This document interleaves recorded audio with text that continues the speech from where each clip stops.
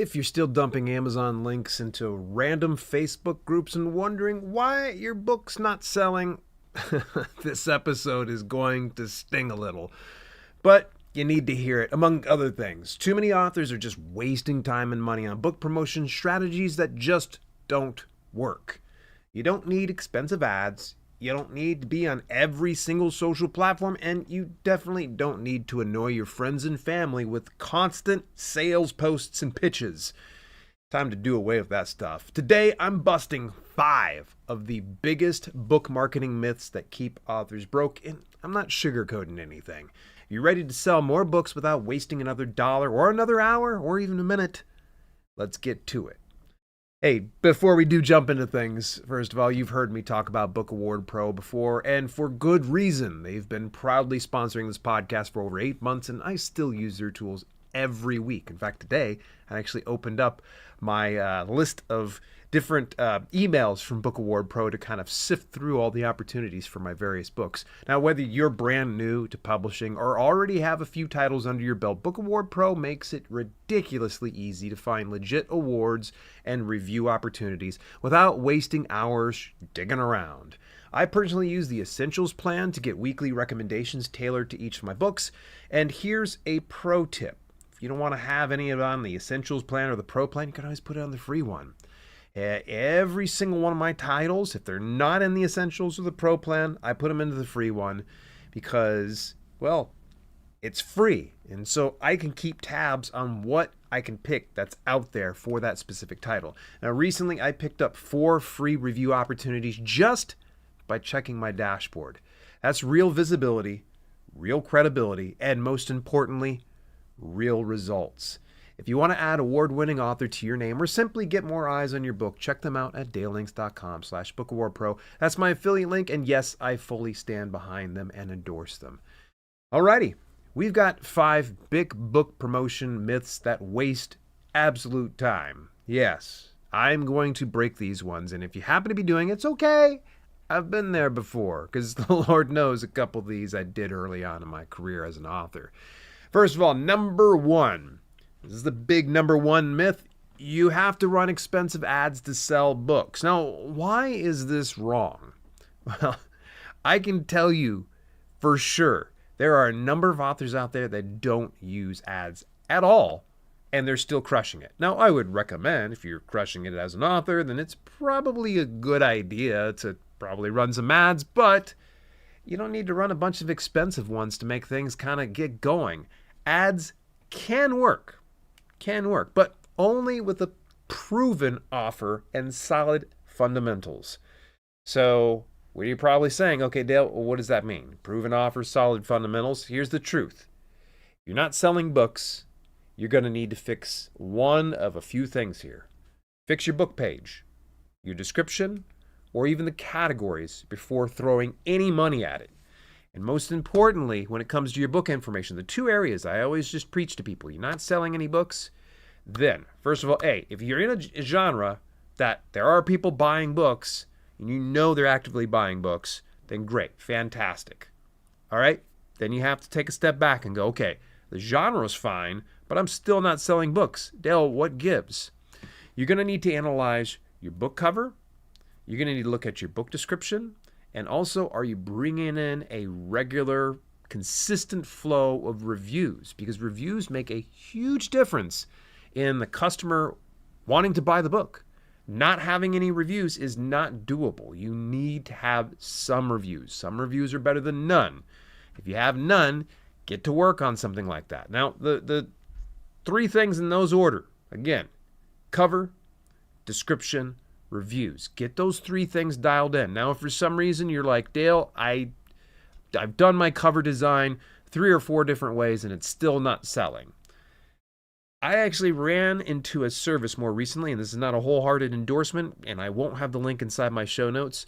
It's called CoverRater.com, and there's another service that's similar to it, a bit more expensive, called PickFu. And you can take your covers and have people vote on what they think of it. And they'll be able to tell you all the stuff that's working and all the stuff that's not working. I plan to use CoverRater a little more extensively with my future book releases.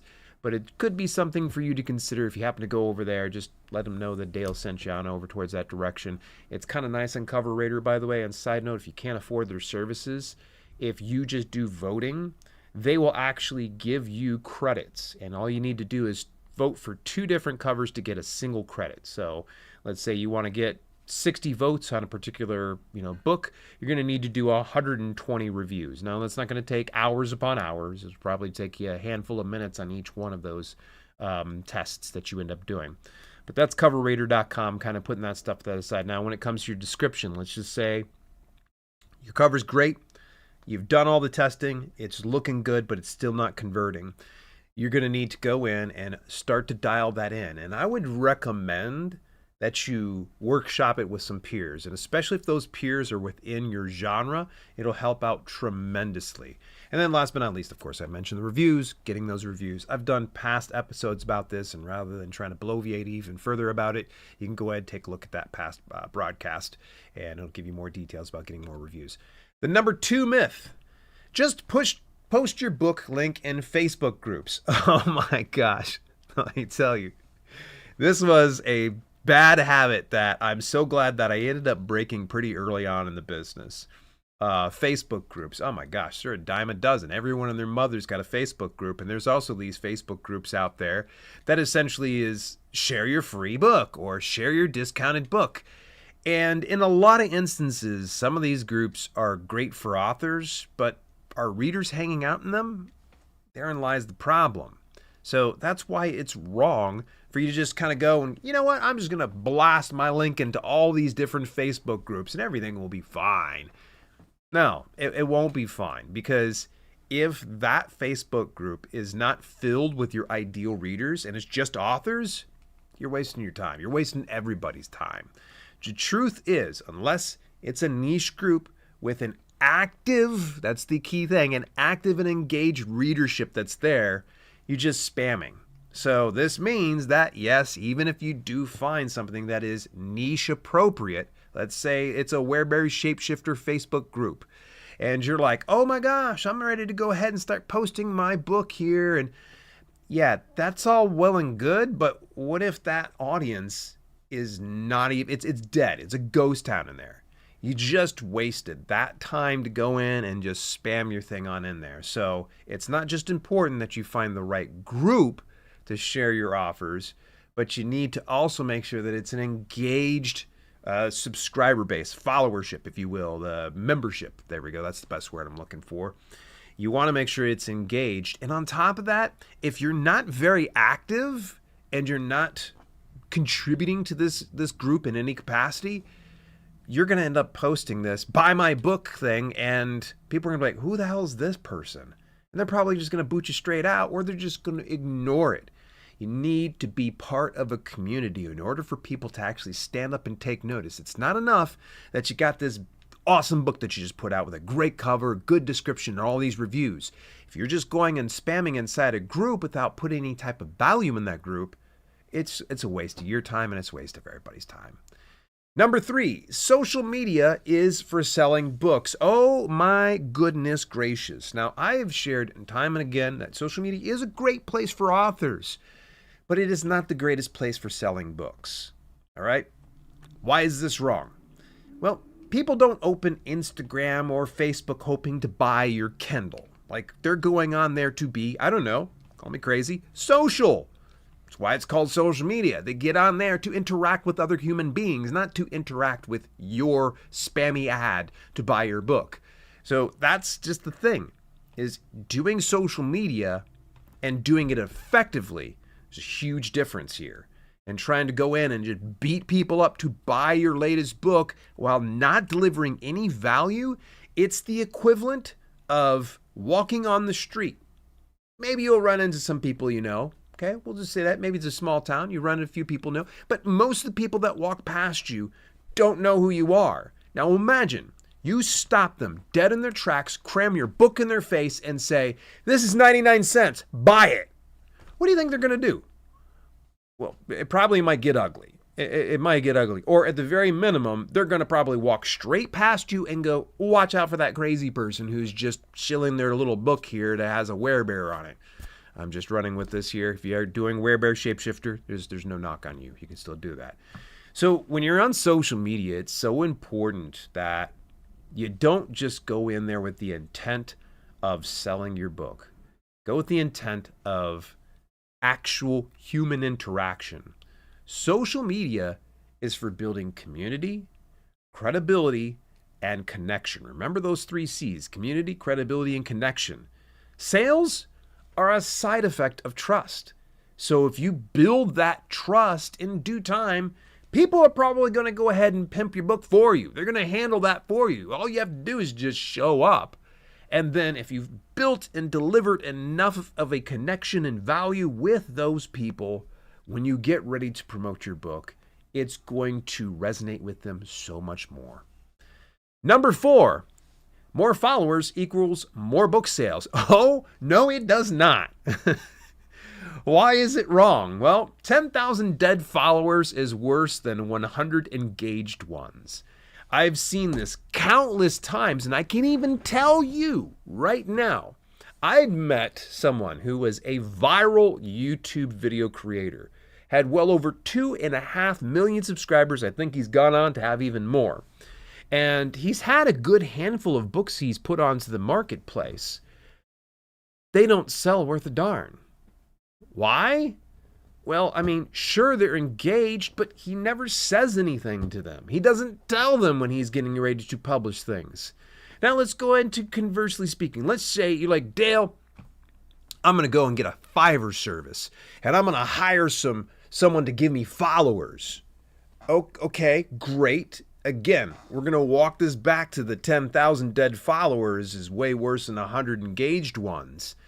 It is better that you organically build the connections that you can through social media and not just hire some other service because you believe that, well, if I have more followers, that means I have more reach, which means I'll sell more books. That is simply not true.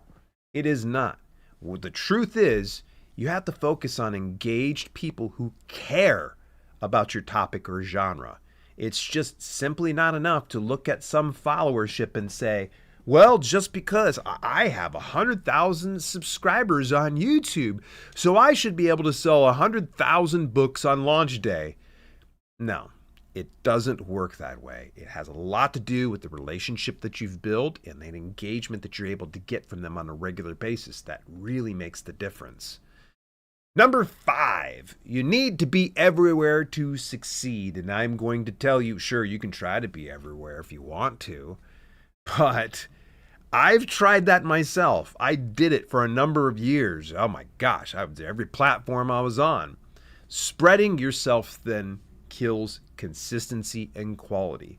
Because if you're having to make appearances on Discord and YouTube and Instagram and X and Facebook and LinkedIn and you name it, all these different things, where's your time for writing?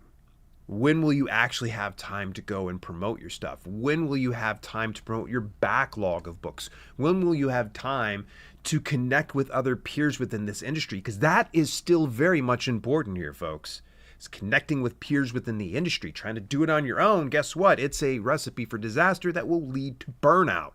And also, you're going to have some peers who will talk some sense into you when you're trying to be everywhere to succeed. You don't need to be everywhere to succeed, folks. In fact, the truth is, you can just pick 1 to 2 platforms that you enjoy and master them. Don't chase every trend. Don't allow someone to tell you, oh my gosh, things are blowing up over on TikTok. You got to come on over, and you're crushing it over on Facebook. If you're crushing it on Facebook, say, hey, thanks. That's great. Fantastic. You can look into it. Maybe you want to put a placeholder up with your name over on TikTok. That's fine. But what I would say is focus on Facebook if that's your thing. Focus on X if that's your thing. Focus on YouTube if that's your thing. Try to become the very best at that before you try to expand anywhere else. So, all right, and I've got a bonus myth here. I've given you 5 of them here, but this one right here, I have to kind of mention. Every book promotion tip, strategy, and service is good for everyone. Yeah. Now, I know nobody comes out and says this, But in a lot of instances, when authors are looking around on YouTube or they're going into Facebook groups or forums and such like that, what they have blindly believed is, oh, if if let's say Dale is using Crave Books and written word media and Amazon ads to make things work, then that means it has to work for me too. It doesn't work that way, folks. This is why it's wrong. Book promotion isn't one size fits all. It is going to be specific to each author. And genre will make a difference. So whatever your genre is, sometimes there's some book promotion methods that work and others that don't. So what I say is, the truth is, you're just going to have to test things out for yourself to see what works best for you, your book, and your genre. I know it's not a good answer. It's not something that a lot of people are like, oh, but I want to trust David Gaughran and Joanna Penn and Craig Martell and Dale Roberts and all these different names. I want to trust them. But if you're telling me that some of the things you're telling me it's not going to work, what's the point in listening in the first place? That's going to be the thing, is you're going to hopefully hear some of the lessons and some of the issues they have run into, and then hopefully learn a little bit yourself, but then don't be afraid to test other things out. Now, sure, there are some exceptions to that rule, but for the most part, you're going to have to test out book promotion strategies that work for you. Hey, as we start to wrap things up here, I want to, of course, give a quick shout out here to Book Award Pro, my sponsors. I use Book Award Pro every week, every Monday, actually. I always check my inbox and have all the books I need to kind of go through. You can do that every week to find awards and reviews for my books. It's the easiest way to build credibility and visibility. You can even start for free, folks, on each one of your books. Check it out at dalelinks.com/bookawardpro. Affiliate link, of course. All right, my final thoughts. Look, book promotion doesn't have to be complicated, but it does have to be intentional. Most of what authors are told to do is noise. It's fluff. It's keeping you broke. You don't need to be everywhere. You don't need to spam links. And you definitely don't need to go broke buying ads for a book no one's ready to buy yet. What you do need is a real strategy. Something built around your audience, your strengths, and your goals. And if you want help with that, check out my book, Promotional Strategies for Books. You'll find everything you need to create a plan that actually works. That's at dalelinks.com/promobook. And if you've been burned by bad advice, say that 10 times fast. And if you've been burned bad by bad advice before, don't worry, it's never too late to shift direction, refocus, and start doing what actually gets results. You got this. I know, it's not the easiest answer, like, hey, some things are not going to work in your favor and some things will. It's the truth of the matter.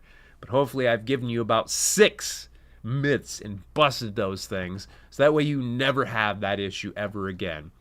And this is the 8th part in a 12-part series, folks, that I'm going to continue going into next week about the ultimate guide to selling books as an indie author. Next week, we're going to be talking about how to automate your book sales so you can write more books. Oh, you're going to want to make sure you stay tuned until next week. Thank you so much for tuning in, everybody. I appreciate all of you.